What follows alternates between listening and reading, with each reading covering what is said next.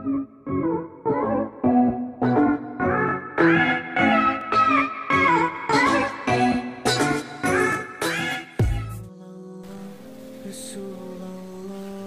loving Islamic sisters and brothers, अस्सलाम वालेकुम रहमतुल्लाहि व बरकातुहू। इस्लाम को जानने और मानने वाले प्यारे इस्लामी भाई और बहनों, आपको तो पता ही होगा कि मैं आपको किस नबी और किस इंसान के बारे में आगाह करना चाहती हूँ।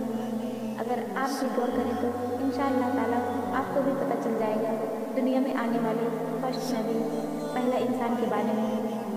तो आज मेरा आपसे सवाल रहा कि हज़रत आदम अलैहिस्सलाम को जिस दरख्त के पास जाने से रोका गया था वह दरख्त किस चीज़ का था?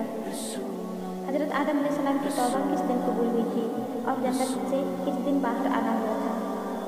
जिब्रील आमीन हज़रत आदम अलैहिस्सलाम की बारगाह में कितनी बार हाजिर हुए? हज़रत आदम अलैहिस्सलाम को जिस दरख्त के पास जाने से रोका गया था वह दरख्त अंगूर या गेहूँ का था।